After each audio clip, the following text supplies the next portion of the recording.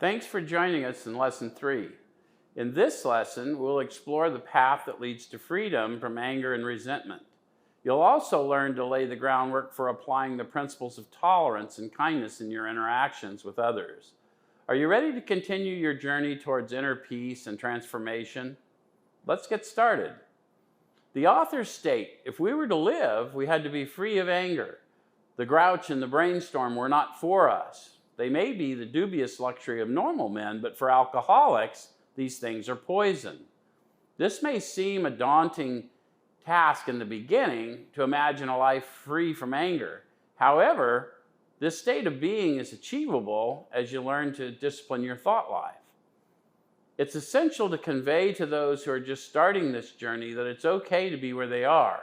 The power meets them where they are, and we too will meet them where they are. It's crucial to outgrow this state of fear by progressing in the manner of living.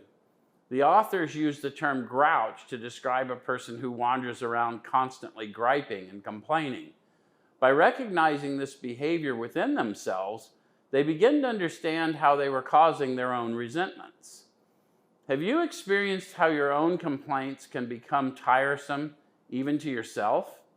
It's a sign of spiritual growth when you become more tolerant of others and less tolerant of your own self-serving thoughts. But this awareness requires an understanding of the presence of God in your life.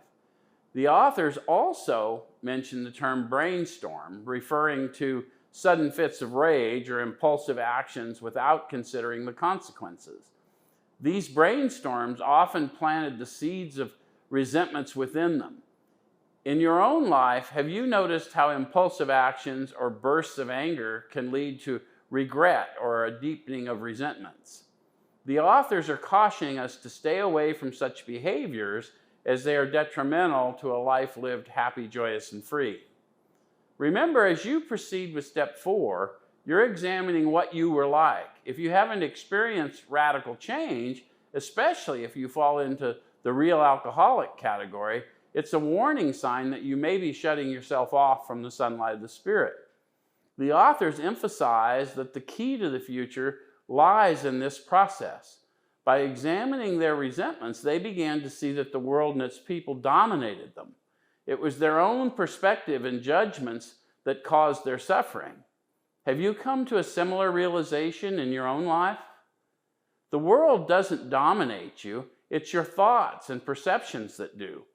When you can shift your perspective and view things from a different angle, your world will expand. This requires an awareness of the consciousness of the presence of God in your life.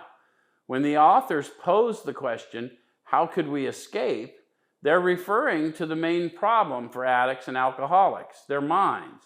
You must learn to understand your continuous thought loops and the power they hold over you. The authors acknowledge that simply willing away resentments doesn't work, just as trying to will away alcoholism didn't work. They had to find a different solution, one rooted in a spiritual experience. These shifts in thought will occur as you embrace the power and enact this manner of living. By asking for the removal of judgments and becoming an instrument of healing, you can offer kindness even to those who may not be receptive. Remember, we cannot truly help someone we're judging. So instead of reacting in retaliation or argument, we aim to maintain a kind and tolerant view. This not only allows us to avoid suffering beyond the encounter, but also opens the path for genuine healing to flow through us.